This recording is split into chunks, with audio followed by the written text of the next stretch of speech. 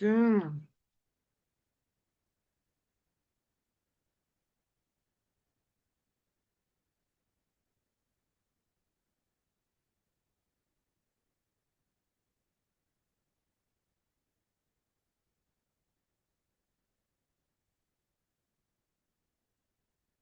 All right, welcome on to this Q&A. Again, want to welcome to this Q&A. A few things came up. We'll see if we get through both of them. Not sure. I'm not sure that we will. But one thing is certainly, today in Israel be celebrated, I guess, around the world. Also today known as Yom Ha'atzmaut, Israel Independence Day. Yesterday was I guess memorial for fallen soldiers. So they have a whole thing at Mount Herzl where a lot of soldiers are buried, etc. So the question really someone asked was, it's not on the calendar, I guess secular calendar, secular Jewish calendar, whatever. What's the deal? So basically, these are things that secular Jews celebrate or commemorate. Mentioned last week about what do you call it, Holocaust Memorial Day, and Holocaust Memorial Day. We have a special day to commemorate sad things, right? Tragedies, right? Because a lot of tragedies happen on that day, i.e., Tisha B'av, right? Fast the 9th of Av is a day where we commemorate, we commemorate the destruction of the temple. We commemorate, Holocaust, other tragedies, as well. So making a special day, to remember, the 6 million that were killed. We don't, first of all, we don't go making up these things. Again, day of tragedy we can commemorate with Tisha B'av. That's the day of national tragedy for the Jewish people. The two temples were destroyed. On the 9th of Av, a lot of other tragedies as well. But here also on Holocaust Memorial Day and remembrance of fallen soldiers. Again, not a small thing. It doesn't mean that their lives went for nothing, right? The question is it something to commemorate? Is it something? First of all, is it something to commemorate? And you have a special day for it? And should we commemorate it in the way they do? Right. So on Holocaust Memorial Day and on Day for Fallen Soldiers, etc. So they have a siren once at night, once during the day. They have a siren that goes off all over the country, right, for 2 minutes. Basically for 2 minutes. And anyone's ever seen, videos, people stop their cars, they get out of their cars, droop their heads like a bunch of idiots, and have a moment of silence. The last time I checked, now why don't I call them a bunch of idiots? Because a moment of silence is a Goyish thing. The Torah says,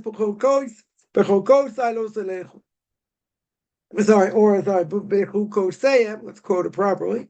Don't have anyone have any claims against me. Yeah. You shouldn't go in their ways. I.e. in the ways of non-Jews. So now, what's the case over here going in the way of non-Jews? Right? What's the case? Here, what do they do? What do they do for 2 minutes? They bow their head. Very good. Yeah, when I was growing up back in the day, public school, they had a moment of silence. Right? What's a moment of silence? It's a Goyish thing. It's a Goyish thing. Should never be done. Should never be done. Right? If you're going to have, quote unquote, a moment of silence, do something positive. Think of Torah thoughts. Recite the Hillel.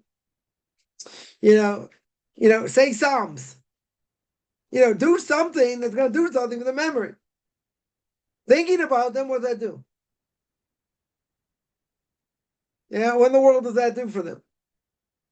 Personal thing in the back of the mind, never again, we'll never go to the slaughter of sheep. They're idiots. right? No other words to put it.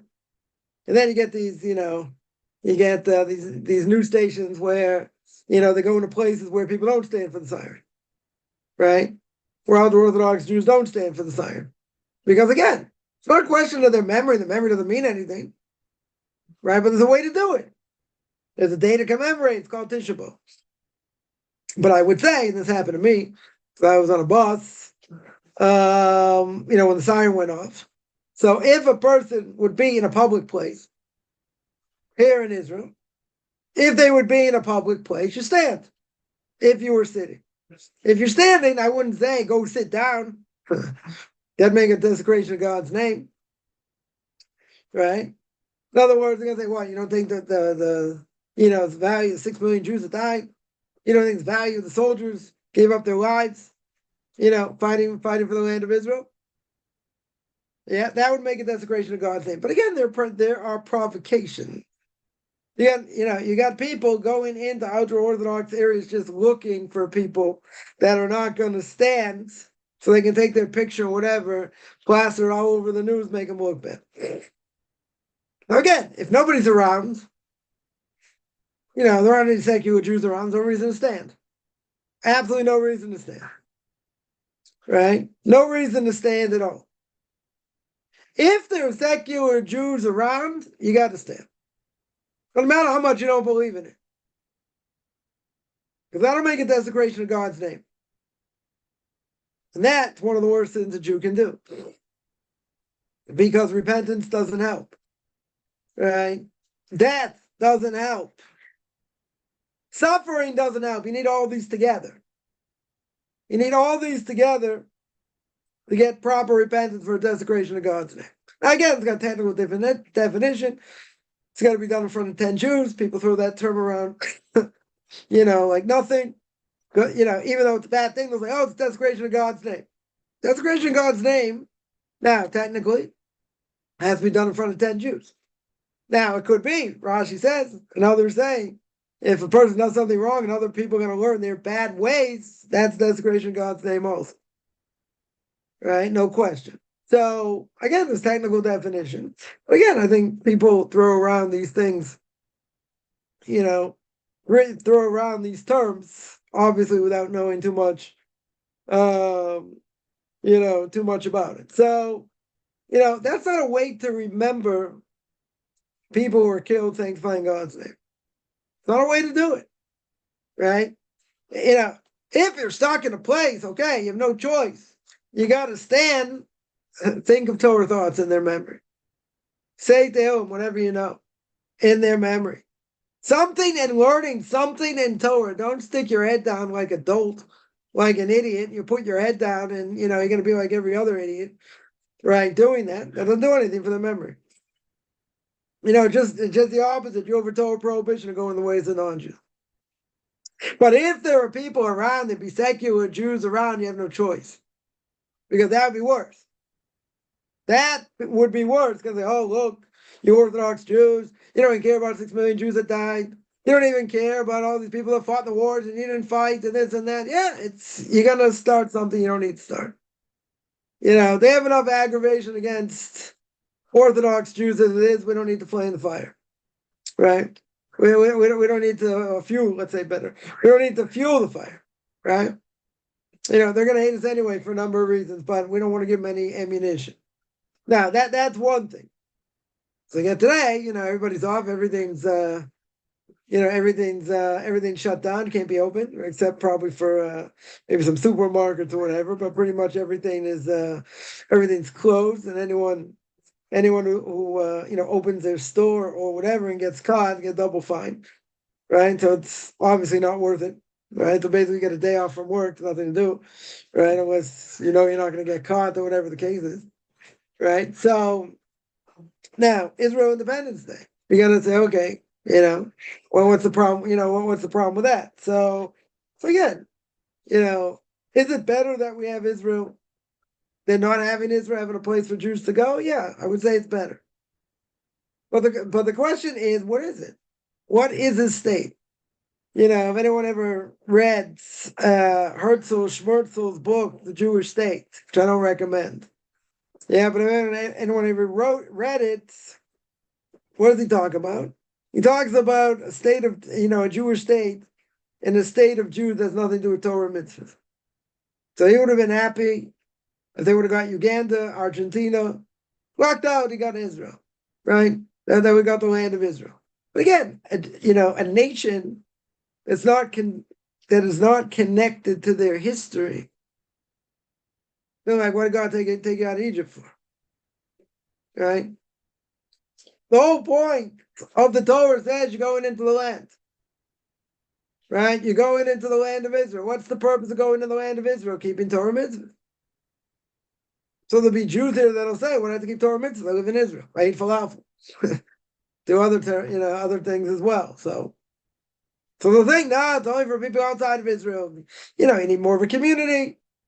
He's surrounded by a synagogue because there aren't so many Jews around. This and that.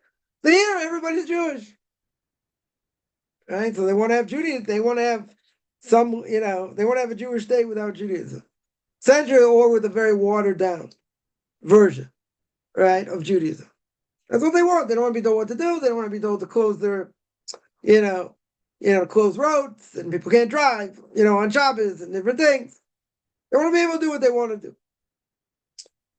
Right? So it makes sense to have a Jewish state, right? To have really the land of Israel. So Jews don't get persecuted. They can have their own state. They can have their own army. Very good. But some people will say you can't do that until the Messiah comes. Can't do it. One line of thought is that you can't do it. You can't build the state until the Messiah comes. So basically forbidden to do anything here. Some of their own constituents, these anti-Zionists, some of their own constituents, you get thousands of people living here, so how can it be? So you have to ask them, right? It's a contradiction in terms. If you're not allowed to build a land before the Messiah comes, you can't live there, right? So I don't have an answer. You have to ask them, right? Certain groups that think that. So other people, other ultra-Orthodox Jews, will say that, okay, we have the land, right? Land belongs to us, unless we give it away, but the land belongs to us, etc. So nonetheless, government, not a religious government by any stretch, right? They have no interest in perpetuating Judaism. And if it wouldn't be for Jews in the government, it would be a lot worse. True. That 100% is true. There would, this country would be, no different than any other place in the world. And if you go to a lot of cities here in Israel, you wouldn't tell the difference. Go to Tel Aviv, go to Haifa, go to Tiberias, go down south, go to Eilat, go to all these places. You don't see any difference. What's the difference between that and going, to Miami? Going to, I don't know, go to Boston, go to Canada, right? Toronto, wherever. What's the difference? The only difference is you got Hebrew signs here. You got people speaking the language, okay? But the whole point of the land is to make it holy, to keep it holy, to keep what God said. Not just that, eat falafel and speak Hebrew. And by the way, so you had all these secular Zionists, back in the day, talking about the importance of having a Jewish state and blah, blah, blah. But who were the first people that came?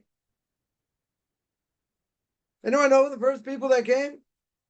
Dug out the swamps. A lot of them died from malaria and other things. Students of Vilna Gaon.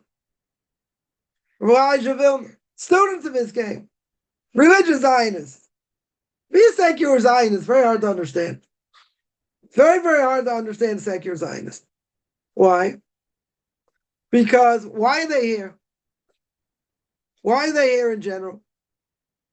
People that live here. And a lot of people leave every year. But why, why would they, a religious person I can understand because they're living in the land where the Torah was given. Right? They're living in the lands where God says this is where, this is the best place to keep it. This is where you should be. If you can get there. It's the best place. It's the holiest place. Tel Aviv is holier than Monsey, New York. Tel Aviv is holier than Lakewood, New Jersey. It's holier than these places. Yeah. Even if these other places have a lot more Torah being learned. Okay. Even if Tel Aviv is called the capital of, of all the gays and whatever. Okay. Still the land of Israel. The land of Israel didn't lose its holiness. Difference of opinion, but didn't lose its holiness. And everybody knows, everyone who's been here, if you've gone to other cities, you go on to Tel Aviv, you go on to Haifa, you go on to all these places, you go to Jerusalem, you feel the difference. Everybody says you feel the difference. Yeah. It's where God's presence was. You feel it. Different atmosphere.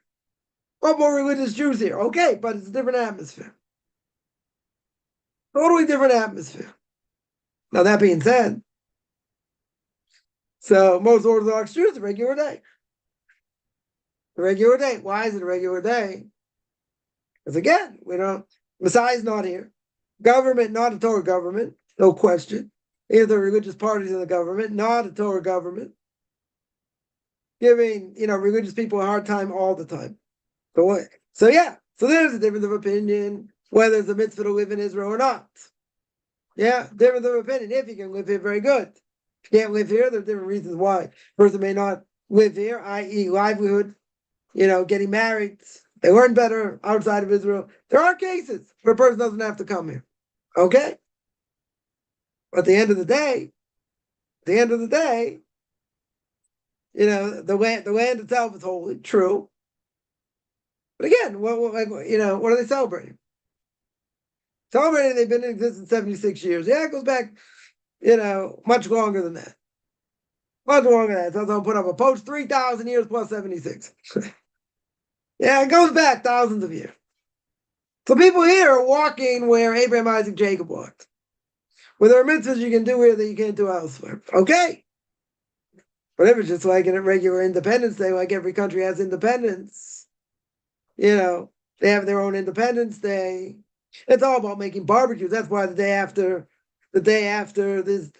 Independence Day, it always rains. Why does it rain? All the barbecues. That's where people go, in the parks, other places warmed up today. Right? So I'm sure, the whole country's out somewhere. Somewhere in different places. Different places all over. Very good.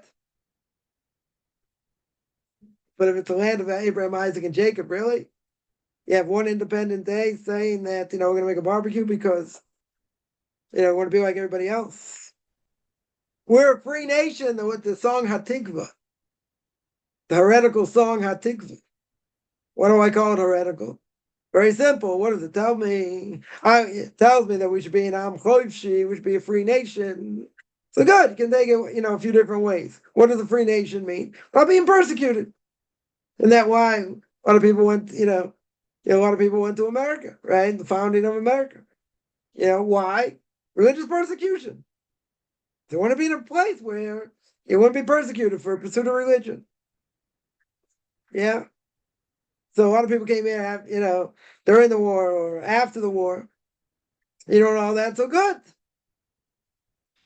Yeah, but what's the issue here? The issue is that Israel's where God says always plays. Where Jews should be. It's not about having a barbecue.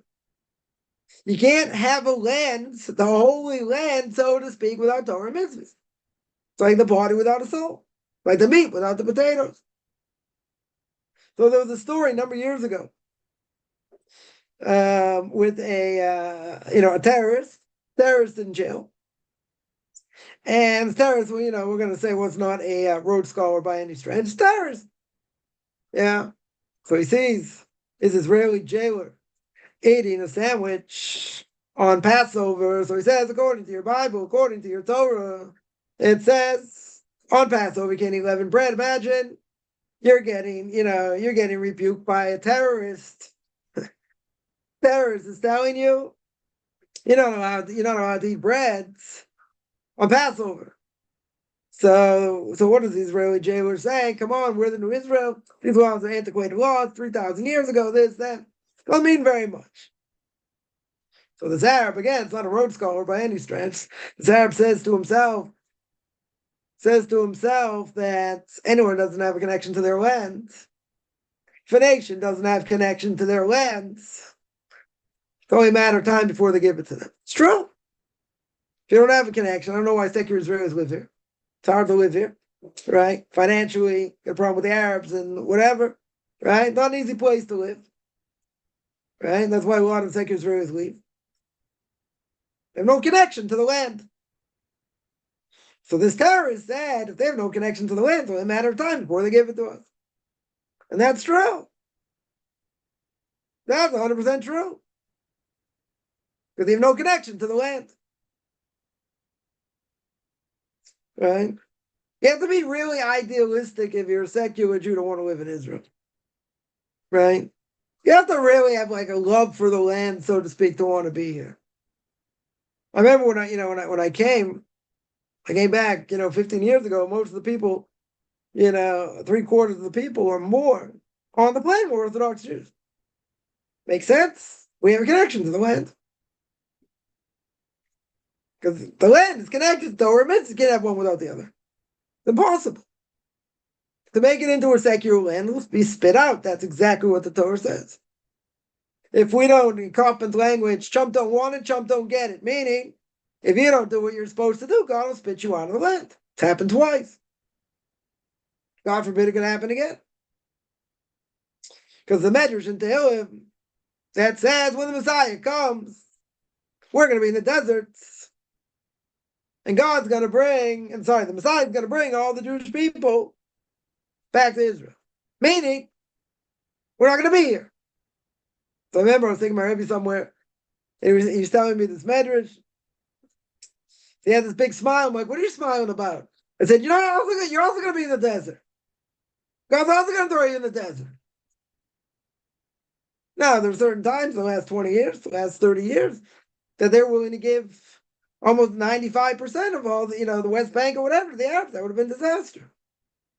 It would have been an absolute disaster. It's like giving up the heart of the country. Can't defend it.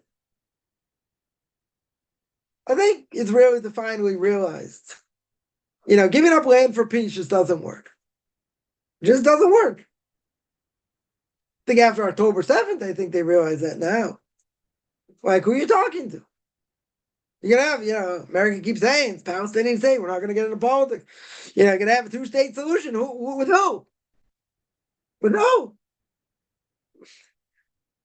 You think the Arabs in Israel, in other parts of Israel, are any different than Hamas? They're the same. They're exactly the same. First it takes the wrong turn, any Arab village, you get lynched. Totally get lynched. They're no different. Didn't I say we're not going to talk about politics? So who are we talking to? So the left wing has their problems, right wing has their problems. Yeah. So there are a lot of issues here. So what's the point? What would be the purpose of celebrating, commemorating, quote unquote, the founding state of Israel, when you don't have the Messiah, you don't have Torah. Being governed by Torah. We do have a commemoration, by the way. We do have this commemoration. It's called Shavuos. Right? Giving the Torah, Mount Sinai. Single greatest event in Jewish history. So that we commemorate on Shavuos, staying up all night, learning Torah, eating cheesecake. Not necessarily in that order. You have a day to commemorate. Right? You got a festival to commemorate. Here it gives people a day off. The whole secular thing. I'm not saying that, you don't need an army. You need a standing army. You gotta have respect for soldiers. Right? Boggles my mind. See people spit at people. I mean, it's crazy. Right? I can't answer stupid. I'm not gonna answer stupid.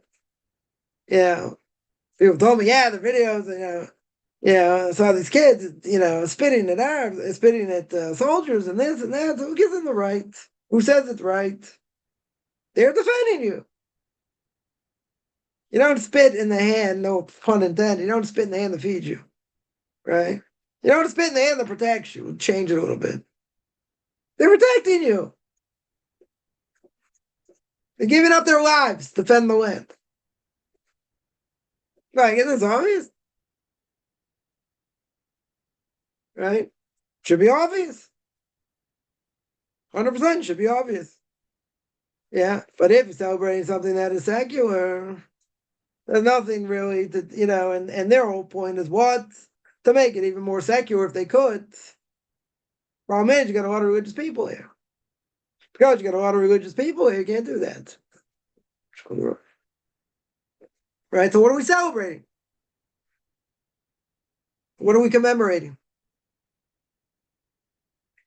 Commemorating that, they're making Tel Aviv the gay capital of the world. Commemorating a lot of things they're doing against other Orthodox Jews. What are we commemorating? Yeah. So girls' schools get funded, right? Money comes from the government, they have to close. Right? The girls' schools close. Yeshivas that are, even if they get some money from the government, they're privately funded, right? Privately funded, so they can't close it. Maybe some will close a little bit earlier, depending, whatever, but it's the way it works. So today was great, I went to go run this morning, no one on the roads. Empty. Totally empty. Right? So again, these are all secular things. All secular things, and the Torah says don't go in the way of non-Jews. This is going in the way of non-Jews. Now, just throw one other thing out there. A person lives wherever they live. They have Independence Day. In America, you have July 4th. So, should Orthodox Jews celebrate July 4th? Now, some people say they're probably more modern, but they'll say, why not? Why not celebrate it in some way? And you're thankful. Give them, give people the right to practice their own religion. Thanksgiving. There'll be people that have turkey on Thanksgiving. Right? Orthodox Jews, again, not the majority. But they'll take an obligation to be thankful for this place. Forget about whether it's idolatry or not. Most people hold it's not. So they'll be thankful for where they are. The ability to practice religion the way they can. So people say, is that something to be thankful for? Yeah, it is. But I have to commemorate it that way? Not at all. So to the best of our ability, we want to stay away from things that are going in the ways of non-Jews. Even if it's something, you got Mother's Day, you got Father's Day. Yeah, it's a holiday for Hallmark. Is it Mother's Day and Father's Day? Parents still alive? All things being equal. Shouldn't that be celebrated every day? Should be celebrated every day. That's why I used to tell people when I lived in the States. So today's Father's Day. I said every day is Father's Day by me. It's a joke. It doesn't mean anything. So, one day, one day all of a sudden, okay, you buy Mother Roses. All right, you buy flowers, take them out, this, that. One day, celebrate it one day, it's going the ways of non-Jews. It's not, it's not a small thing here. Right? Going in the ways of non-Jews doesn't help us. Doesn't draw us any closer to non-Jews, by the way. Made that mistake in Germany and other places. Because every place the Jews drew close to the non-Jews, they got spit out. Just about every country in the world. It's Spain, France, other places. Got thrown out. You want to be close to them, they'll hate you more. Not only they hate you more, they'll kill you or throw you out. So it's already been happened. It's already happened in history. Right? This is nothing new. But going in these ways is bad. You're doing it in the land of Israel. Commemorating, the power of our hands. Commemorating secular governments. People say, yeah, I don't like the government, I don't like politics, I don't like the left, I don't like the right, I don't like this. Doesn't matter. We live in a place where if they had their choice, to be totally secular. Yeah. It wouldn't be for Orthodox Jews. It would be. 100% it would be. Maybe a little bit of tradition. Maybe. But it would be a secular place. That would be a disaster. More of a disaster than it is today. Because you got the majority of people here, even if they can read Hebrew, they don't know nothing about Torah. I told the story. I see a bunch of questions. I'll take them in a second. Somebody was wanting to give a class at secular school. So they made him write a statement that he's not going to proselytize, not trying to convince kids to be Orthodox, whatever. He said, fine. So they had an assembly. Came to speak a little bit before Shavuos. Before Shavuos. And, the principal was there. So, we asked them questions to get them involved. Get the kids involved a little bit. So one of the questions he asked them was, who wrote the book of Tehillim? Again, true story, not made up. Can't make this stuff up. Who wrote the book of Psalms? 400 kids there.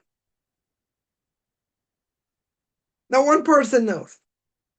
You imagine? You want to tell me, Jews live in Timbuktu somewhere, wherever they live in the middle of nowhere. I can understand. Tell me, kids live in Israel. They can't tell you who wrote the book of Psalms. It's pretty pathetic.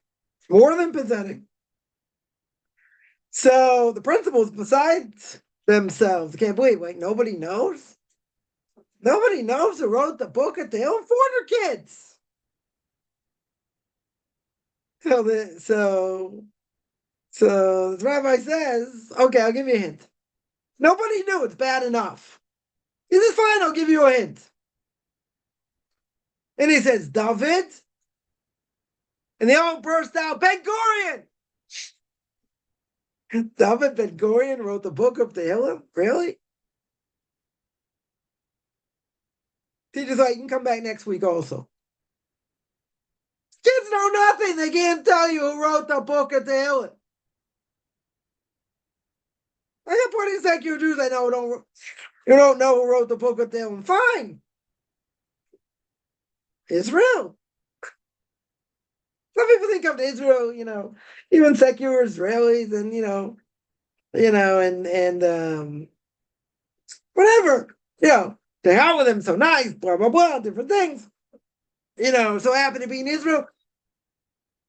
Majority of people in Israel don't know diddly about their own religion. That's why they go to, Tibet and these other places to find religion. They don't realize it's in their backyard. But for goodness sakes, you don't know who wrote the book of Tehillim? Right? It goes further. Just while I'm on this rant, it's kind of, it's funny, but it's sad also. One person many years ago, Yossi Balin, a big time leftist, big time leftist. And he says, make conversion easier. We have to have a secular conversion. Does that make any sense? A secular conversion? What in the world is secular conversion? Eat a little bit of falafel, light Hanukkah candles, and learn about Israeli history, and then you can be a Jew. What in the world is secular conversion? But it even goes further of the insane. And further, there, people in the government a number of years ago saying that, Chief Rabbi makes it too hard for people to convert. They ask too many hard questions. Someone asks, what? What questions are too hard? Where was the Torah given? Who was Moses? I can't make this up. You don't know who Moses is? That's too hard a question for conversion? Seriously? I can hear, okay. How many people know Mount Sinai, right? Where the Torah was given? Good. Right? We'll call that we won't call that an easy, we won't call it a cream puff question. Right? We'll call it maybe a little more difficult question. But really? You want to study for conversion? You don't even know where the Torah is given? Or who Moshe Rabbeinu is? That's too hard a question. We got problems. Yeah. So listen, there's a lot of tshuvas, a lot of repentance going on in it. In the land of Israel. There's tremendous amount of ignorance also. Tremendous amount of ignorance. No question. Again, if you would tell me it's other place in the world in the middle of nowhere, good. Right? I can't really say too much because the person grew up in the middle of nowhere. right? In the middle of Idaho somewhere they grew up. No offense, anyone who ever grew up in Idaho. They're in the middle of the sticks and the boonies, as we would say in Boston. In the boondocks somewhere. You're going to say, oh, by the way, you know where the Jewish people got the Torah? Yeah, I'm Jewish. Very good. You know where they given the Torah? I couldn't answer you. Maybe they know Moses is. Moses, maybe. Maybe they heard of Moses on the Ten Commandments. I don't know. I wouldn't make fun so much of a basic thing because they never learned. They lived in the middle of nowhere. You want to tell me Jews live in Israel? Forget where they live in Israel. They live in Israel? They don't know who David HaMelech is? They don't know what mountain the Torah was given on? Yeah, kind of crazy. I would think so. So yeah, there's no mitzvah to celebrate. Independence Day. Not only is no mitzvah, you go into the ways of non-Jews. So it's worse. It's worse. Again, you have these Israeli Day parades and this and that. How do we show our strength outside of Israel? For the land of Israel, people send their kids to learn it. They come visit here. Yeah. They go walk in the steps where Avraham, Yitzhak, Yaakov walked. Not just, they're going to go see, quote unquote, they're going to go see the country. And most American Jews, by the way, have never been here. Which is even more ironic because, they have this thing once a month, where these, I call them secular because that's what they are, Reformed Jews who want to make this whole big stink about the wall, and having their own prayer service at the wall, the Western Wall. If you would take 1,000 Reformed Jews, I'll say 10,000, 100,000, doesn't really matter, right? And you ask them, what are the top 10 things that are seriously facing the Jewish people today? Serious issues facing the Jewish people, top 10. I guarantee this issue of the Western Wall having egalitarian services, it ain't up in the top 10. It ain't up in the top 20. Most of them don't even know it exists as such an issue, quote unquote. Right? And that's one of the first things they took out of the prayer book is going back to Zion. So, going back to Jerusalem when the Messiah comes.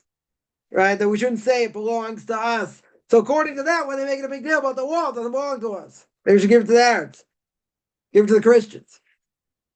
Yeah. They know anything about what's going on by the Western Wall? They don't know anything. So that I'm not shocked. That's not surprising. Totally not surprising. So, a person wants to show solidarity, with the land of Israel, donate. If you have extra money, give. Give to yeshivas. Give to needy brides. Give to good organizations here. Right? Or come visit. Put money in the economy. Yeah, but if you're outside the land, you're looking at the land, it's not full. It's not where it should be. We don't have the Messiah. It's very easy to see we don't have the Messiah. Very easy to see. We're in exile even here, even worse. Because you get secular elements want to bury us. Totally want to bury us. So now, based on that, without Torah law here, we should be whistling Dixie and say, oh, what a great thing. It is a good thing that the land of Israel at this time is in our hands. People can come and learn and live here and whatever. Live in the strongest Jewish community in the world. True. My Zionistic side here coming up. 100% true. But if you're going to make it like any other place, and they're out to just put us in the ground, if they could, then yeah, we're still in exile. So I'm going to celebrate that. There's a lot of things to be thankful here, for sure. I don't think there's any question. But I should go out and celebrate. Should go and have a barbecue there. Anywhere. Somebody asks, there's one other question I want to deal with, but I'll deal with questions now. Someone asks, Kiddush have to be made with red wine or grape juice, or can it be done with white wine or grape juice? It should be done with red wine or red grape juice. If the wine or grape juice is better white, it's better quality, then you should make on white wine. Right? If it's if again, if the wine, you're going to make on wine, let's say, and the wine itself is, the red wine is of, the white wine is of greater quality, then you make on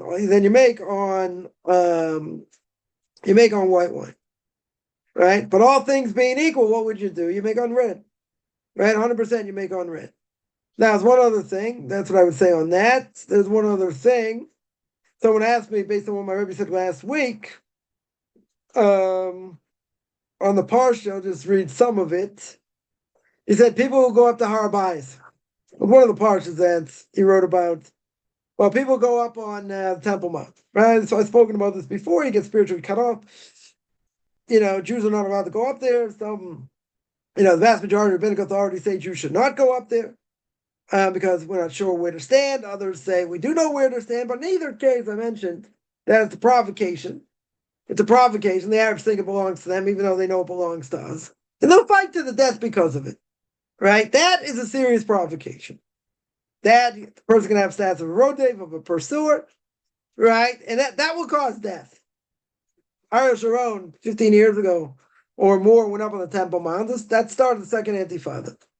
If I walk downtown Jerusalem, it's not going to start the second Intifada. Maybe they're not happy I'm there, but that's not as much of a provocation as going on the Temple Mount. In any case, there's their own personal sin, punishable by kares, by being spiritually cut off. They're also guilty of endangering the entire Jewish population, my Rabbi said, right? Through their inflammatory behavior. Because again, they're going to say it belongs to us, even though it's a lie. The Arabs will say that. But they'll fight to the death. They'll make it a religious war. Now, Rabbi is very particular about Ava, antagonizing non-Jews, right? And permitted rabbinic and even scriptural prohibitions, right, to prevent, this hatred and save lives. But these people are going to go on the Temple Mount. They're going to arouse hate, right? The Arabs are going to hate and start killing people, or try to start killing people, God forbid, claiming they're performing a mitzvah wearing Haredi attire. They could dress like an ultra-Orthodox Jew, but they think doing a big mitzvah. We're showing the land belongs to us, right? That Harabayis, that the Temple Mount belongs to us. They don't belong to us. I don't need to rub it in their face. That's antagonizing them, right? When you antagonize them, you can bring death, God forbid. Right? So we're obligated to protest their action, publicize the fact they're acting contrary to our holy Torah. So the nations of the world will realize this group is acting on its own and have no connection with the Jewish religion. Right? That's what the person quoted. That's what Rabbi said. So then the question came. The question based on that was, how do you balance this against things like making fun of false gods? Or pointing out blatant hypocrisy from the nation without offending them and thus risking more lives? Right? Maybe you're going to risk more lives by doing that. First question. I would remain silent on both matters or risk incurring their ire and their anger. So the question is, he says, I guess, when are we allowed to complain? So let's take the first part of the question. Making fun of false gods, not a problem. That is not a problem. It's a big mitzvah, to make fun of false gods, right? Call Mr. Buddha fat, so big mitzvah to do it. Would I do it in the face of a Buddha? Someone who's a Buddhist? No. I wouldn't start up with him. I'd prove why he's a false god. If it came to that. Or any of these other false gods or whatever. Right? But there is a big mitzvah making fun of it. Now again, if someone's going to say, hey, I saw this rabbi's video, on YouTube, and all he did was make fun of idolatry. Big mitzvah to make fun of idolatry. They might get angry. That doesn't matter. Right? If you're, we're talking about two different things here. If you're directly confronting them, this is what people had against Meir Kahana, Hashem Yikam Damo, God should avenge his blood. Because he started up with non-Jews. They didn't disagree with what he said. Right? What he said they didn't disagree with. How he said it. How he did it. He got in people's faces. Yeah, that's not the Jewish way. That's definitely not the Jewish way. Right? Or, so the next part was, What about pointing out blatant hypocrisy from the nations without offending them? Yeah, so you do your best not to offend them, but I think it's incredible. See, this is how far it goes in the other way. That it's come out recently that because Israel went into Rafah, right, which they should, right, clean up the rest of the mess. Hopefully, finish Hamas to the end. We'll see how it goes. God should protect all those soldiers and everybody involved. But Mr. Biden himself says, okay, we're not giving weapons. We're not going to give a certain amount of weapons because you're doing that. So a lot of people have come out against, even America. Some Republicans and others, like, how can you do that? They have right to defend themselves. That's how they're going to stop it. If it does or not, whatever. Get rid of Hamas. Everyone agrees. You get rid of them here, they're going to start up. If you don't do that, they're going to start up all over, right? Which they will anyway, the help of Iran. But, without getting into politics. I have one question. I'm going to have a lot of questions, but I'll ask one question. Why has nobody called out the contradiction to American officials? Say it to their face. You went into Iraq. I just saw something earlier also. They say that now the UN came out and said, Israel attacking in Gaza, half the amount of children have been killed now, over the last, 2 weeks, month, whatever it is. So they're happy about that. Even though they're being used as human shields, and who says these stats are the right stats? Majority of people getting killed are terrorists. They're not kids. Right? Are people going to get killed because they use them as human shields? Yeah, it's inevitable. So they're doing their best not to kill them. They put all these flyers out in Arabic telling them to leave and whatever, what they're going to do. Very good. So they're trying to be more humane than anyone else. Why doesn't someone, right? Now, I think I do have an answer, but why don't people flood the American government and say, what you did in Iraq? You didn't say anything. You didn't say anything about all the kids and all the innocent people you killed. Thousands of innocent people you killed. No. You said the ends justify the means because you want to get rid of Saddam Hussein. Or Saddam, whatever his name is, right? We want to stop weapons of mass destruction, so we're going to go in, flatten the whole place. Anyone complain? Did anyone make any protests? Anyone make any protests, against Syria for killing 600,000 of their own people with gas? Or what happened in Rwanda, or any of these places. Anyone take over college campuses? Anyone walk out a Jewish speaker, Jerry Seinfeld, spoke at Duke University, anyone who knows? Yeah, and then all these people walk out, all these stupid idiots walk out on him because he's Jewish. It doesn't happen by anybody else. Oh, it happens by Jews. Yeah. Why don't people call out the contradiction? It's a simple contradiction. Right? How many thousands of innocent people were killed in Iraq? Or other places America went in? Why is there a double standard? Answer, because it's Israel. That's why it's a double standard. Right? But what's the question? My question is, shove it right back in their face. And say, you're complaining to us? We're doing whatever we can to make sure innocent people don't get killed. That's what we're doing. Yeah? They're using them as human shields. Everybody knows it. Clear as day. Everybody knows. So they're doing their best of their ability. Innocent people going to get killed? Yes. Or the simple answer is war. Innocent people can get killed? Yes. Why is that not shoved in their face? Why are there thousands of people writing emails to the State Department, Secretary of Defense, who knows who, and shoving it right up their nose? Right? I'll keep this clean. And saying you're lying. You guys are the biggest liars in the world. You did that. Nobody said anything. So why do you have a double standard by us? Why haven't people done it? Why haven't people done it? First of all, you're going to say, well, diplomacy.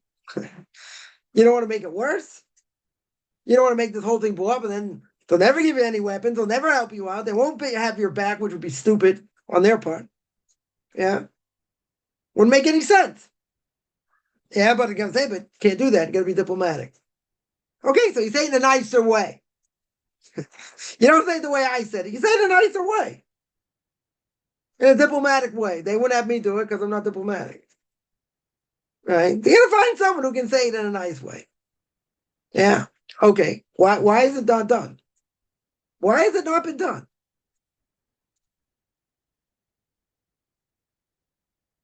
What's the answer? This is the answer. This is the answer. Because you don't rub it in their face. You don't start up with the nations. But this is true. This is 100% true. And even they themselves know it. But they overlook the fact that, okay, it's Israel, double standard. Fine. Yeah. So you say you got to be diplomatic. It's not only about being diplomatic. It's much more than being diplomatic. You can't rub it in their nose. You got to say it in a way that they could be able to hear it without rubbing it in their face. When you rub it in their face, it makes it look worse. Makes it look worse. Now, right? That was the second part of the question. Or pointing out blatant hypocrisy. Yeah, it's blatant hypocrisy. You have some people, in the media that are more right-wing that will come out and say it's blatant hypocrisy. Yeah, most of those people are Jews. Everyone agrees Israel has the right to defend themselves after what happened on October 7th. Everyone agrees, right? Except the ones that are pro-Hamas. Yeah, but everyone agrees we have the right. Now, are innocent people going to get killed? Yes.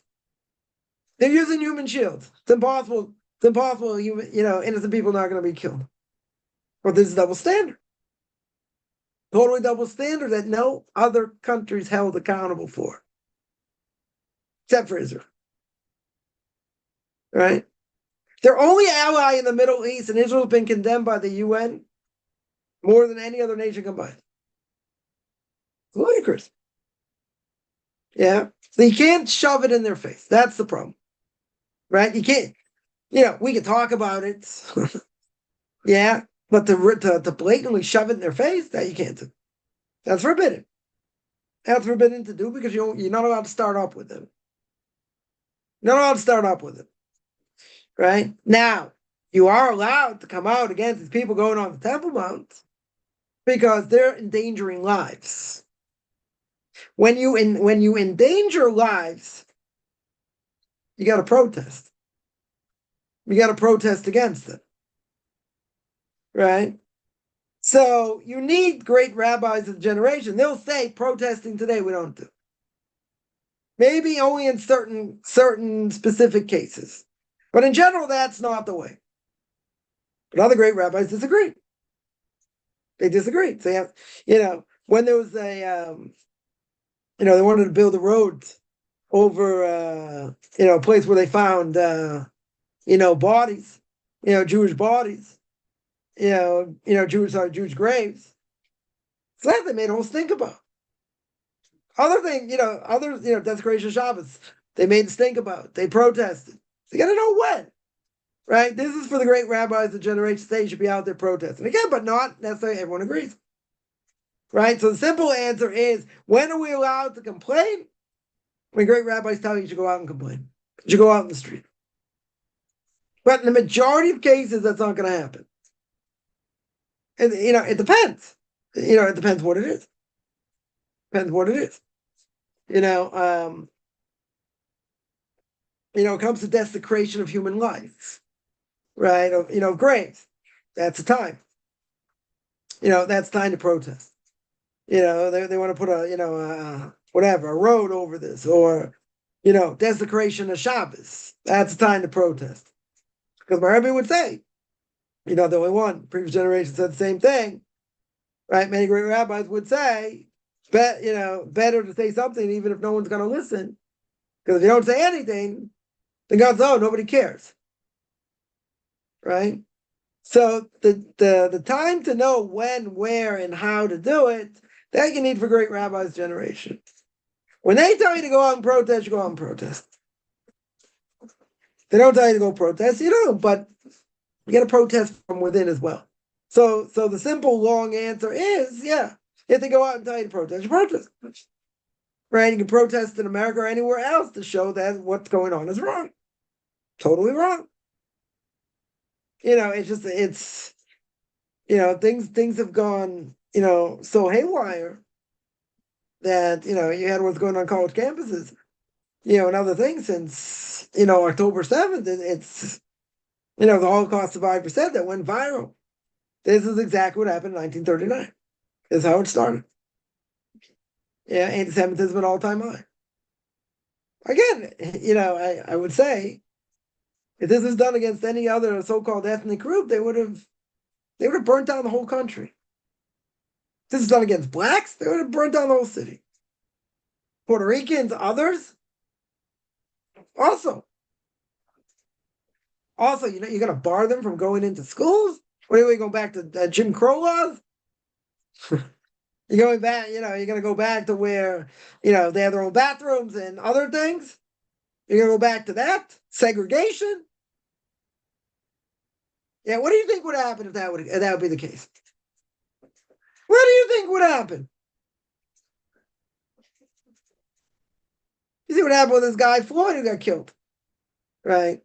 Whatever. Right, it's all over the place. So, what do you think is going to happen? Terrific. But for Jews, okay. That's common denominator. Right? Anyone who wants to convert, you got to be out of your minds. Right? In a certain way. Because look what's going on here. So I was born into it, I have no choice. Yeah. But someone wants to come in after all this. You see all the protests from the river to the sea. You know what the river to the sea means? There are no Jews. There are no Jews. Jews get annihilated. And when you can't have people say annihilation of a single people is a bad thing, whenever it's said, that's insane. It depends on the context, really. Depends on the context. Say that about Asians. Say that about blacks. Say that about, say that about Hispanics. Say about any other ethnic group. That's going to be tolerated? Never be tolerated. Jews, it's tolerated. People make statements, doesn't matter. No, it's a terrible thing. Got to get out of anti-Semitism and that. Goodness sakes, you got universities capitulating to these thugs. Capitulating to these thugs. Yeah, we'll talk about BDS, right? We'll have a referendum. Who makes the policy? Right? This is like child rearing 101 or 101A, right? The kid sits there and throws a tantrum. So again, 3 years old, 4 years old, whatever it is, sit there yelling, screaming, making a scene. Now, if you give in to him, say, okay, here, have it. Here, just take it. Be quiet. What does the kid realize? That if I yell and scream, I get my way.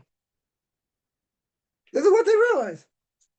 If we take over the school, we trash some of the places, this and that, we'll get what we want. That's capitulation. That's insane. Right? Who's running the asylum? No pun intended. Yeah. Yeah, it's crazy. Right? It's absolutely crazy. Yeah. So again, if great rabbis say you got to go out there and protest, you got to go out and protest. Right? Better protest, not say anything. Well, there are times to do it. There are times to do it. Right? Again, the people who go up on the Temple Mount and do these other things are the minority. They're clearly in the minority. But Rabbi would say you got to come out against it. You got, because that's going to make us look bad, really bad. It's only, a very small minority, and you're rubbing it in their face. When you rub it in their face, you could be causing Jewish people to be killed. Not just in Israel, other places. It's dangerous, right? So you can't remain silent, but you have to know when, right? So it's not a complete science here, right? When to protest. So I would say, right, that should be done only at the behest of great rabbis of generation. That's when it should be done. Right? It's only going to be done in specific times. It's not going to be done every time something happens, right? Could be, it depends. Or Rabbi's told me many times. I'll make a protest or organize a protest or whatever. And even if no one's going to listen, I don't want to get upstairs. After 120 years, God says, hey, how come we didn't do anything over here? How come we didn't protest? How come we didn't say anything? And even if no one's going to listen, that doesn't matter. Right? So again, it has to be done.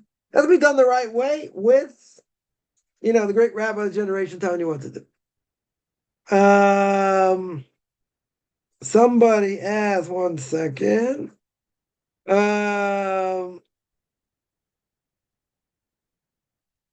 Right, somebody mentioned that Elijah the prophet did it, right? He made fun of them, true. Okay, that's idolatry. He wasn't starting up with them to start up with him, right? The Medrash says, like, come on, scream louder. Maybe he can't hear you. Maybe he's in the bathroom, right? Scream louder. Okay, it's a mitzvah to make fun of them. They knew they were going to get demolished. Even if he didn't know they were going to get demolished, doesn't matter. It's a mitzvah to make fun of them, right?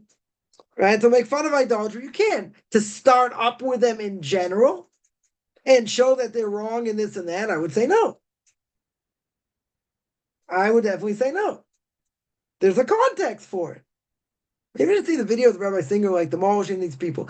He makes them feel like $1 million. He doesn't even say you idiots, like, and make fun of them and this and that. He shows them through the sources why they're wrong. Right? But he makes them feel very good. So starting up with them can have serious repercussions. If you're there and you had a whole discussion, it's a different thing. Starting up with them just to start up with them, no. Definitely not. It's ironic. It's ironic, Syria, as much as they hate Jews. They had cases where they would cross the border and actually get medical help. Can you imagine? Can you imagine if an Israeli got shot down in Syria? Right? Do you think the hospital in Syria is going to, take care of their wounds? I don't think so. Probably finish them off. We're so humane, it makes no sense at all. Right? That's the whole question. Person comes in, you shot him, he's about to die, potentially die, or you could what do you call it, do emergency surgery, save his life. These are questions not for me. Terrorist comes to an Israeli hospital. Yeah. That's been shot or who knows what. Yeah. Should they save him? Or let him die? Now, according to us, what would be the moral thing to do? Let him die. He deserves to die. Yeah, death penalty. Let him die. You come to murder us. We hit you. Whatever. We stopped you. Let him die. I have to save him? Rehabilitate him? Cost tens of thousands of dollars. It's kind of crazy. Think about it. In an Arab country, you think this would happen? No. Ain't going to happen. We have to be so humane? It's a good question, though. It's a good question. Because, hey, it'd be desecration of God's name if you didn't. He's a terrorist. And you hear him, he gets back to normal, what's he going to do? Same thing. He's going to do the exact same thing. And they're always going to be rehabilitated. Thank you to the Jewish people. You saved my life. I was so wrong. I don't think so. Right? And all these terrorists they let out. I wasn't going to talk about politics. All these terrorists that they let out, what do they go back to do? Terror. They let out 1,000 terrorists for Gilad Shalit. A lot of them got caught for terrorist activity. You stick someone in jail, they just get worse. That's all these people know. That's what they know. You're not going to stop them. You're not going to rehabilitate them. I don't think you got them down. Right? Not going that far. I have to save their lives if they got injured because, you defended yourself or whatever. They came and tried to take them out, stop them, to save their lives. It's a hard moral thing. Yeah. According to the Torah, you have no obligation to save their lives. If it's going to be, if it's going to be, say, oh, it's desecration of God's name, what the nation think? This guy's a terrorist. This guy just, killed the whole family, massacred the whole family. God forbid. It was like eating their blood and their limbs and who knows what. And then someone came in and shot him. Yeah, but he can save his life. You're gonna save this guy's life? I don't think so. According to the Torah, you wouldn't have an obligation. I gotta say, maybe the nation will hate you even more if you don't. That's insane. Then you would say, forget what the nations say. We don't care what the nation's gonna say. You know, if this would happen, use America as an example. Imagine someone came in, started killing people left and right, started massacring people left and right. Finally came out, shot him. He's still alive. Bring him to the hospital. He's still got a pulse. Then you get these bullets out of him and save him. You really think they should save him? Again, it's an interesting moral dilemma. Deserves to be saved? What he did? Guy's got any remorse? Doesn't have any remorse. Oh, he's going to be a much better citizen. No, let him die. Take up hospital space? Waste a surgeon's time? Saving this maggot for what? Why in the world would you save him? Shouldn't save him. We're going to be held to a different standard?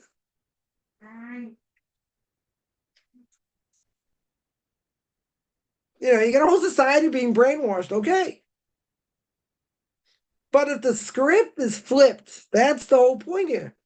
If the script was flipped and it was a Jew, you think they're gonna save his, you think they're gonna save his life? Not gonna save his life.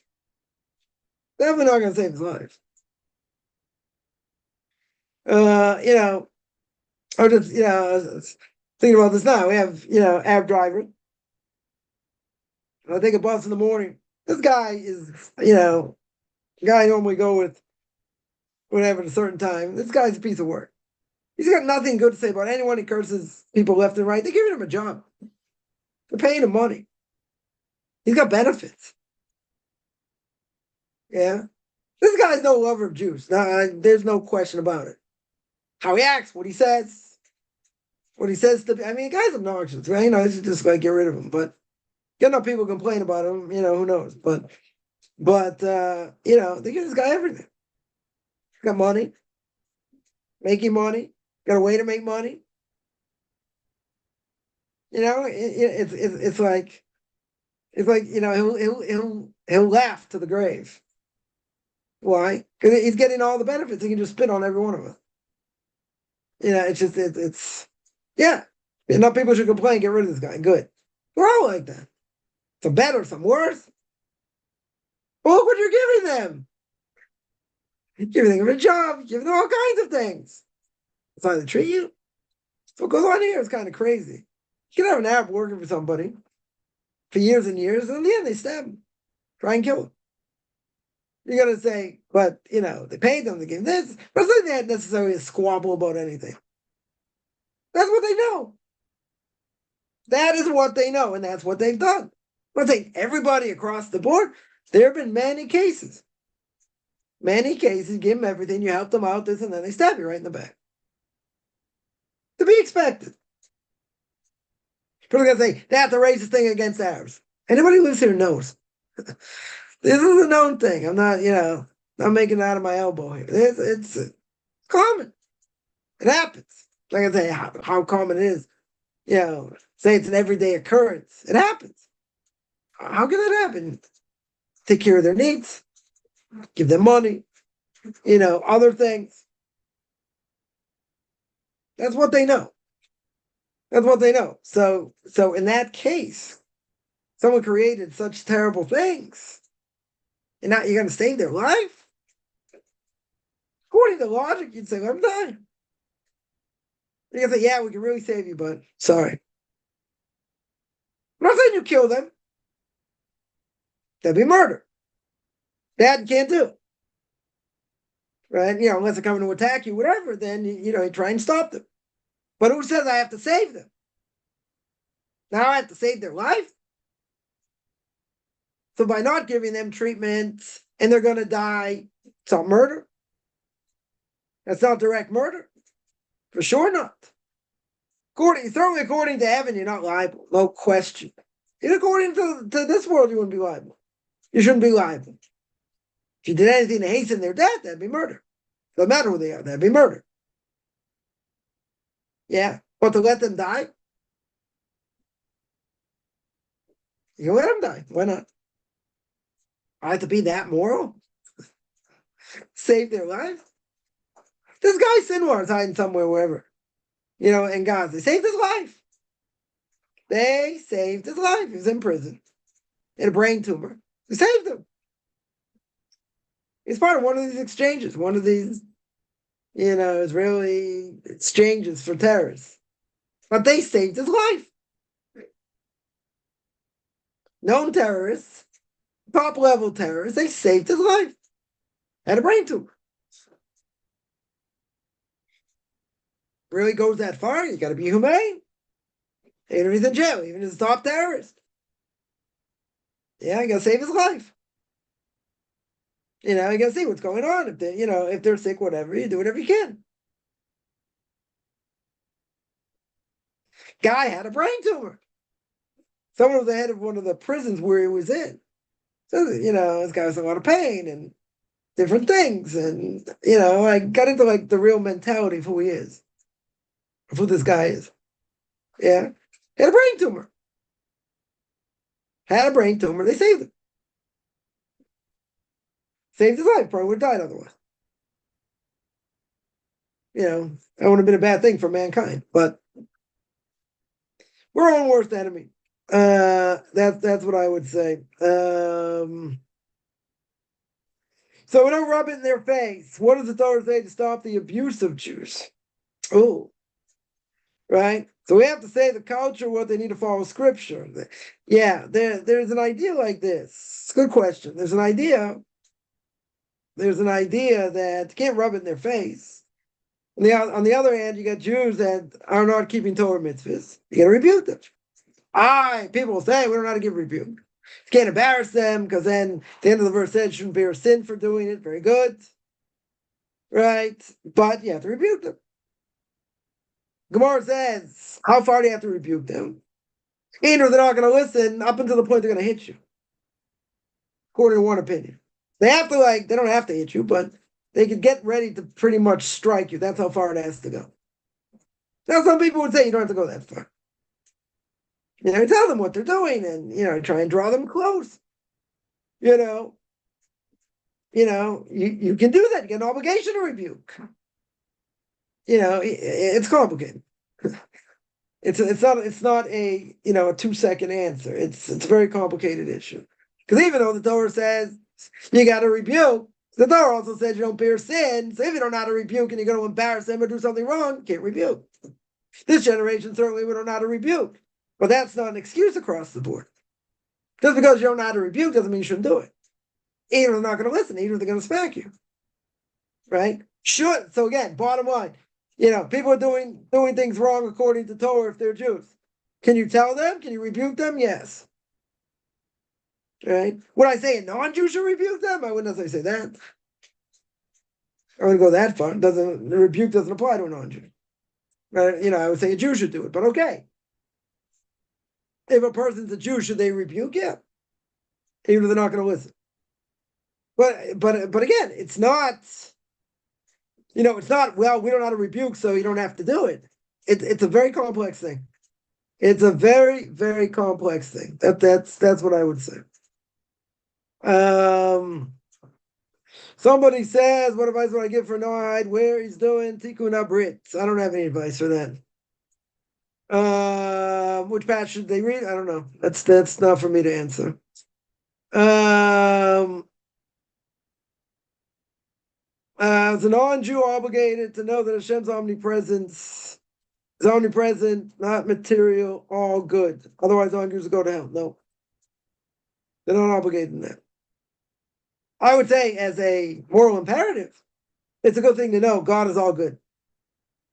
Certainly, for non-Jews to know God is all good, yes, as a moral imperative. Right? Or maybe it's more of a moral imperative because even though God created evil, Isaiah chapter 45, verse 7 doesn't mean God is evil. Right?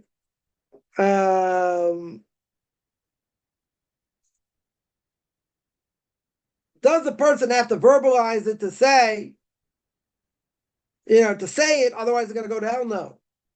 They don't have to, for sure they don't have to verbalize it. To know that he's good, yeah, that's a good thing. That's a good thing. To say that God is bad, yeah, that I would say is a problem. That I would say, is a problem. But someone as a non-Jew really have to verbalize, that God is all good. They have to know God is all good. Verbalize it, no. But it's a good thing to do.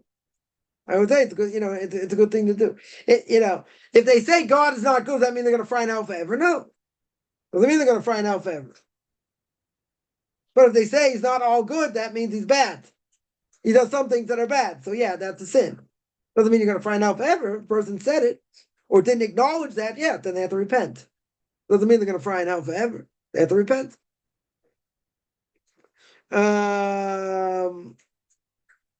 That's what I would say on that.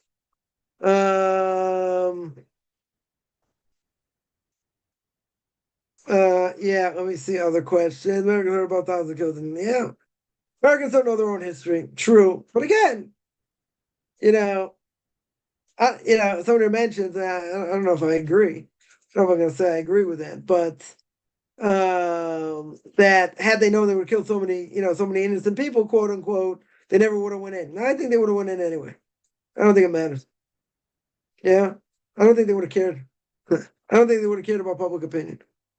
Yeah, I think they just would have done it anyway. And they said, yeah, maybe they would have said we made mistakes. Innocent people got killed. We're so sorry. But even if they knew ahead of time, thousands of people, innocent people going to get killed, I don't think they would have cared. I don't think they would have cared about other opinion. Other countries' opinions, right? Again, maybe other people say different. I don't know. But I don't think that. I don't see that as an issue. I think they would have done it anyway. Regardless of public opinion, I don't think they would have cared. I definitely don't think they would have cared. But again, I could be wrong. But that's my opinion for what it's worth. Someone asked, are we supposed to be kinder to our own Jewish people to stop the fighting? I would say that the more mitzvahs we do, the more darkness we push away. In other words, the Jewish people would do what they were supposed to do, then yeah, when the Messiah comes, if all Jews would do what they're supposed to do. And even if non-Jews would keep the Noahide laws, would that stop anti-Semitism? No. Yeah, it would help against it, but it won't stop it for sure, because anti-Semitism is going to exist for all generations till the Messiah comes. Sometimes it'll be better, sometimes worse. What about coming back to Israel? Some people would say, if you're in the States, you got property, something, sell it, buy in Israel, and go live there. Because they'll say the writing's on the wall, what's going on in the States. States not a safe place for a Jew to be, but you don't see people coming here in droves. I hear people just arming themselves. Okay, they feel their lives are being threatened. They got to arm themselves. Okay, so we're the tens of thousands of people coming here to make Aliyah. Come live. You don't see it. They're going to be there for the long haul. Okay. Again, is there going to be a Holocaust in America against Jews? Some people would say the writing's on the wall. That's what some people would say. I don't think so. I still think it's relatively safe to be there. Is it better, to live in Israel? Yeah, I think I definitely think so, regardless of what happened on October 7th. Definitely a safer place to be. Right? Israel's safer than any city in America, no question. There's very little crime. Right? It's a much safer place to be. Right? There's no question. Would I advocate people just picking up and moving because of the danger? Again, some people would say yes. I haven't heard a call from any rabbis for that. Let's say better. Any Torah giants, I haven't heard the call. And my Rabbi said, we're going to repent. It's going to be dangerous in Israel also. Not just other places. You're not telling people to come here. People saying, okay, so, if you have property, sell it, buy here, and come here. He's not saying that. I haven't heard any Torah giants saying that. I heard other people say it. They're not Torah giants, so I'm not necessarily worrying about what they're saying, per se. So someone would ask, would I recommend people to do it? You know, America's going to be a dangerous place. I don't think there's any question. I don't think all this stuff's going to go away. To the extent where I'd say just pick up and leave, I wouldn't necessarily go that far. Some people would, but again, my claim is anyone's a Torah giant. I mean, a real Torah giant. They're not saying that. That's what you don't see masses of people coming there because of what happened. It's the opposite. They're arming themselves. Okay, but they're not coming. They don't feel it's an imminent danger. Whether it's right, whether it's wrong, they don't feel it's an imminent danger. That's why Rabbi's not telling them to come. For the people that could. So I more people who could. Yeah. You don't have all these great rabbis saying, no, this is what we should do. Just the opposite. Trying to fight against anti-Semitism, and work with public officials and different things. Very good. Yeah. They're not advocating people to come here. I haven't heard it the last 6 months, 8 months, whatever. Not wrong. I've heard some people say it years ago. Writings on the wall in America, you should get out. If you can buy property in Israel, go to Israel. Yeah. But again, these people are not Torah giants. So, that's what they're claiming. I'm not saying they're claiming to be Torah giants. They're claiming that, yeah, there's an imminent danger. Totally imminent danger. A person can get out. They should get out. It's not so simple. Definitely not so simple. But the vast majority, of Torah giants in the world are not saying that. Definitely not saying that. But again, even with what happens in Israel and the problem with the Arabs, it's still safer here than anywhere else. I don't think there's any question. I don't think there's any question. But, to come here is not so simple.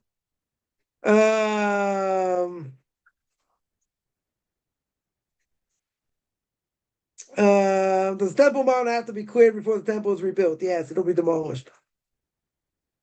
It'll be demolished. Temple Mount. Sorry, not necessarily the Temple Mount. The mosque is certainly going to come down. I heard it be said that whole area is on a fault line. So it could be, according to nature, it could come down. It could totally come down by an earthquake. It'd be a powerful earthquake, knock it out. That mean the Temple Mount will come down? I don't think so. I don't think the Temple Mount is maybe part of it. Maybe part of it, not sure. It could be destroyed and then rebuilt. Could be. Yeah, very well could be. But you get, I mean, it's. I would say no because Holy of Holies still has to be intact, right? It would still be intact. So that part shouldn't go down. The mosque can come down without the Holy of Holies coming down. Knocking it out. That's what I would say.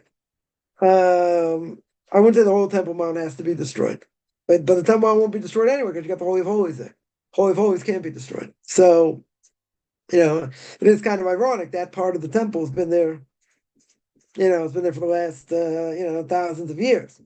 So even though with all the crusades and all the destruction and everything like that, it's been very interesting that part of the wall, that outer wall has been left. Why wasn't destroyed? That wall should also been destroyed. Or maybe you have part of it and whatever, but it seems from the verses you're always going to have some sort of remnant. You have some sort of remnant there, but it won't totally be destroyed according to nature. Makes no sense. With all the pogroms and all the wars, it should have been totally destroyed, but it wasn't. See, that it definitely wasn't. Somebody mentioned Sinwar was dying, but his Israeli hospital saved his life. Yeah, he was in prison. He was in prison. Again, you can't make this stuff up. You got, arch terrorist has a brain tumor, he saved his life. Fact is always greater than fiction. Yeah, somebody mentions the kibbutz gave them jobs. So yeah, they did everything for them. One of the people I think still in Gaza is somebody who's like big time leftist. Big time leftist, and they're probably going out of their minds like, why are you doing this? We helped you, this and that. Probably getting smacked upside the head every day. God forbid. But yeah, they gave them everything. This is what they do. Again, this is what they know. This is what they know. Tell the Americans, tell the Europeans, tell everybody else. That's what they know. You're not going to change them. You're not going to change them. And in their charter, it says the destruction of Israel. In other words, for them to live here, if they, to have a two-state solution, they don't want a two-state solution. They want a one-state solution. They don't want Jews living here. That's part of their charter. They'll never rescind it. That's part of their charter. How do you make peace with people like that? They're more moderates. What do you mean? Palestinian Authority, quote unquote, and Hamas, they're both the same. They both want the same thing. No moderates over here. Everyone gets food because Arabs are in human forms. Yeah, yeah. But people have been brainwashed. People have totally been brainwashed. Right? There's no question. Yeah. Lies sell the best. That's the way it is. You got the biggest lies selling. So, we try our best to get, state the truth. But again, once a lie's been said for so long, it's very hard to hear the truth. Like I say, impossible. Very hard to hear the truth. But anyone who doesn't live here or doesn't know anything about, Israeli history, they don't know. They don't know. Yeah. So, there are people trying to educate other people, but again, it'll be in numbers. Won't be the majority, because the majority won't hear it. Because even if you see these thugs or whatever, they don't even want to know the facts. They just know what we're doing is genocide. Genocide is where Jews don't live in any country, any Arab country. Right? Arabs are multiplied exponentially in Israel. And if you see Jews in Afghanistan, Sudan, all these other places, Iraq, Iran, this and that, they're hardly anybody there. So who's committing genocide? Who in the world is committing genocide?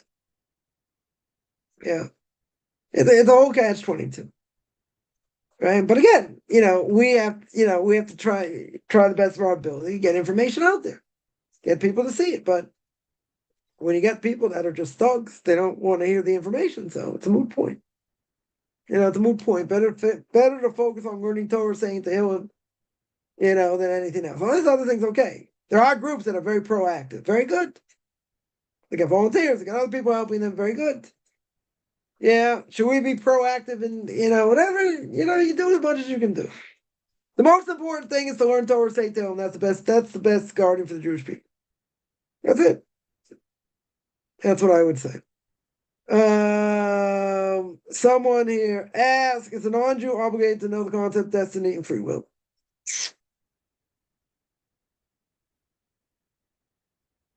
Is a non-Jew obligated to know the concept of destiny and free will? No. They're not obligated. Is it a good thing for them to know? Yeah. Are they obligated? No. No, they're not obligated. The 13 principles of faith of Maimonides, if you read them, they only apply to Jews, not to non-Jews. Is it good for the non-Jews to know some of them? Yeah, Moses, the greatest of all prophets, coming of the Messiah, resurrection of the dead, God is absolute. These are good things for them to know. There's reward and punishment, yeah. Is that what makes a non-Jew keeping the Noahide laws? No. They don't have to. For a Jew, if they don't believe in these things and they don't repent, they lose their status as a Jew. They have to repent. Because these are crucial principles to be a Jew. For a non-Jew, they're not crucial. They're good for non-Jews to know, but not crucial.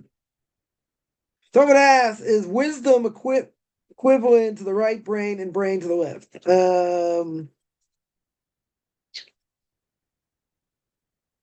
I don't think so. I don't think it has anything to do with the right brain or left brain or whatever. If you're talking about Jewish wisdom, I don't think it has anything to do with that. Whether it's right brain, left brain. People may disagree and they might say, well, any type of wisdom, that's how you get it. That's how you get it. Judaism is different. It's wisdom in general, the Gemara says, if the nations say they have wisdom, you believe them. Because there is wisdom. They do have some wisdom. If they say they have Torah, you don't believe them. Right? It's a big difference. But is that equivalent to right brain, left brain? I don't think so. I don't think it has anything to do with that. I don't think it has anything to do with that. Any other questions?